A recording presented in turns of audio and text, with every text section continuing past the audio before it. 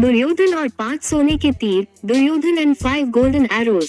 महाभारत की कहानी दुर्योधन और 5 सोने के तीर, दुर्योधन एंड 5 गोल्डन एरोज एक शिक्षाप्रद कहानी है। महाभारत का युद्ध धर्म और अधर्म का युद्ध था। कृष्ण पांडवों के पक्ष से थे, परंतु उन्होंने युद्ध में शस्त्र नहीं उठाने का निर्णय लिया था। वहीं श्री कृष्ण की नारायणी सेना कौरवों की ओर से लड़ रही थी। युद्ध में कभी कौरवों का तो कभी पांडवों का पलड़ा भारी लगता। महाभारत के युद्ध में कुरुक्षेत्र की रणभूमि पर श्री कृष्ण ने प्रत्यक्ष रूप से शस्त्र नहीं उठाए, लेकिन अर्जुन का सारथी बनकर श्री कृष्ण युद्ध भूमि में अर्जुन का मार्गदर्शन करते रहे। द्रौपदी के भाई धृष्टद्युम्न पांडवों के सेनापति थे।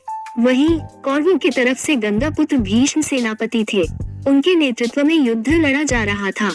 कौरव दल पूर्ण बल से युद्ध करने के बाद भी 5 पांडव में से किसी का भी बाल भी बांका न कर पा रहा था। दुर्योधन को हुआ भीष्म पितामह पर संदेह। कौरवों के प्रधान सेनापति भीष्म 10 दिनों तक पांडव सेना पर भारी पड़े थे। प्रतिदिन भीष्म हजारों सैनिकों को मार रहे थे, परंतु दुर्योधन भीष्म पितामह पर कहीं न कहीं संदेह कर रहा था। उसे लग रहा था कि पितामह भीष्म जानबूझकर पांडवों का साथ देते हैं और उन्हें मारना नहीं चाहते। यही सोचकर एक रात दुर्योधन भीष्म से सीधे बात करने के लिए उनके पास शिविर में पहुंचा। जब दुर्योधन भीष्म के शिविर में पहुंचा तो देखा भीष्म चिंतनशील होकर शिविर में बैठे थे। यूं आधी रात को दुर्योधन को अपने शिविर में प्रवेश करते देख भीष्म हैरान हुए। उन्होंने दुर्योधन से शिविर में आने का कारण पूछा। भीष्म की कर्तव्य निष्ठा पर उठे प्रश्न। आगे बढ़ने से पहले चैनल को सब्सक्राइब कर ले, लाइक और शेयर जरूर करें। दुर्योधन ने गुस्से में कहा, पितामह, आपके मोहपूर्ण अन्याय के कारण मैं आधी रात को आपके शिविर में आने के लिए विवश हुआ हूँ।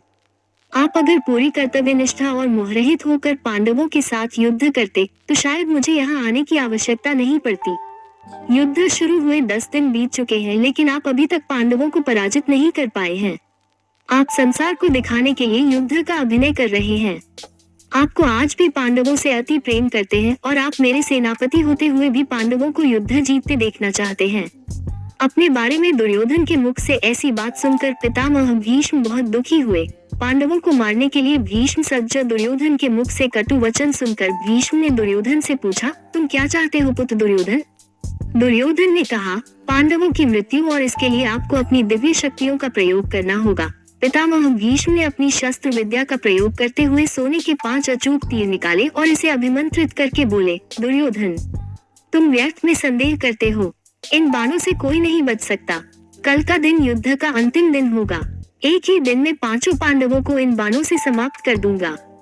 फिर पांडवों के मरते हुए युद्ध का परिणाम तुम्हारे पक्ष में होगा।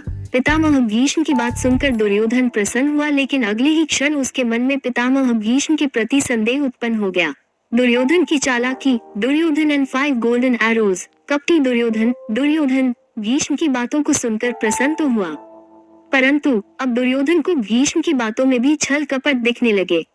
दुर्योधन ने भीष्म से कहा, पितामह, आपकी योजना बहुत अच्छी है, किंतु मुझे फिर भी संदेह हो रहा है कि आप इतनी जल्दी और आसानी से पांडवों को मारेंगे। हो सकता है आप मोहवश या प्रेमवश उन्हें ना मार पाए, अतः आप इन बाणों को मुझे दे दे। मैं युद्ध भूमि में आपको ये 5 बाण दूंगा और आपको आपके कर्तव्य की याद दिलाऊंगा।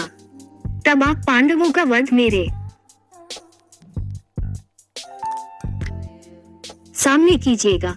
दुर्योधन की बात सुनकर पितामह भीष्म ने 5 अभिमंत्रित बाण दुर्योधन को दे दिए। दुर्योधन अपनी संभावित जीत पर बहुत खुश था। वो बाण लेकर अपने शिविर में चला गया। पांडवों को जब पता चला भीष्म के शिविर के पास पहरा दे रहे पांडवों के एक गुप्तचर ने सारी बातें सुनी, उसने महाराज युधिष्ठिर को आकर सोने के बाण के बारे में सूचना दी। तब भगवान श्री कृष्ण भी वहीं थे। युधिष्ठिर ने भगवान श्री कृष्ण से कहा, हे गोविंद, पितामह के इन तीरों के प्रतिकार हम कैसे करें? इस बात को सुनकर श्री कृष्ण युधिष्ठिर संग तुरंत ही अर्जुन के शिविर में पहुंचे और अर्जुन को पूरी घटना बताई। श्री कृष्ण ने अर्जुन से कहा कि पार्थ, तुम्हें दुर्योधन से उन 5 बाणों को मांगना होगा। श्री कृष्ण की बात सुनकर अर्जुन ने अचंभित होकर पूछा, दुर्योधन भला वो तीर मुझे क्यों देगा? तब श्री कृष्ण ने अर्जुन को स्मरण दिलाया कि एक बार अर्जुन ने दुर्योधन को यक्ष और गंधर्वों के हमले से बचाया था। अर्जुन पहुंचा दुर्योधन के पास। तब दुर्योधन ने प्रसन्न होकर अर्जुन से कहा था कि वो कोई भी कीमती चीज दुर्योधन से मांग सकता है। उस दिन अर्जुन ने बात को टालते हुए दुर्योधन से कुछ नहीं मांगा था। अब वो समय आ गया है। अर्जुन को श्री कृष्ण की बात सुनकर सब स्मरण आ गया। युधिष्ठिर की आज्ञा से अर्जुन दुर्योधन के शिविर में पहुंचे। दुर्योधन अचानक अर्जुन को अपने शिविर में देखकर शशंकित हुआ। अपनी शंका को छुपाते हुए जोर जोर से हंसते हुए दुर्योधन ने अर्जुन से कहा, आओ अर्जुन आओ, क्षमा मांगने आए हो क्या? तुम्हारे प्रिय पितामह ने जो तुम्हारी सेना के साथ किया उससे भयभीत हो क्या? इस रात्रि में आने का क्या कारण है? बताओ, क्या सहायता मांगने आए हो? दुर्योधन का वचन। Duryodhan and 5 golden arrows. Arjun ने कहा, भ्राता दुर्योधन, प्राणिपाद, सही समझा आपने, मैं आपसे याचना करने ही आया हूँ, परंतु मेरे मांगने से पहले ही आप उसे देने के लिए विवश है। दुर्योधन हंसता हुआ बोला, मैं विवश हूँ अर्जुन? याचक विवश होता है, दाता नहीं। परंतु कोई बात नहीं अबोध अर्जुन, तुम मांगो। अर्जुन ने दुर्योधन से वो 5 बाण मांगे, लेकिन दुर्योधन ने अर्जुन को मना कर दिया। तब अर्जुन ने दुर्योधन को क्षत्रिय धर्म स्मरण कराते हुए उस घटना को बताया, कैसे अपनी प्राण रक्षा के बदले दुर्योधन ने अर्जुन को कोई भी बहुमूल्य वस्तु देने का वचन दिया था।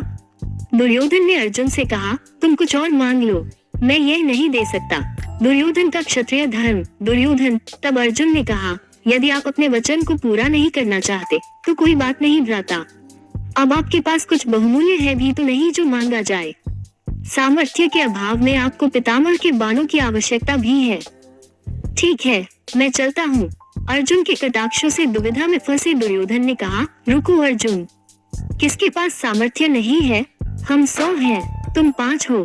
फिर न चाहते हुए भी दुर्योधन ने 5 बाण, Duryodhan and 5 golden arrows, Arjun को दे दिए। अर्जुन उन दिव्य बाणों को प्राप्त कर अपने शिविर में आ गए। इस तरह भीष्म से बाण लेने की गलती दुर्योधन पर भारी बहुत पड़ी और पांडवों की मौत टल गई। महाभारत के युद्ध के अंत में पांडवों की जीत हुई। ये कहानी पसंद आई हो तो लाइक और शेयर जरूर करें। जय श्री कृष्णा जरूर लिखें।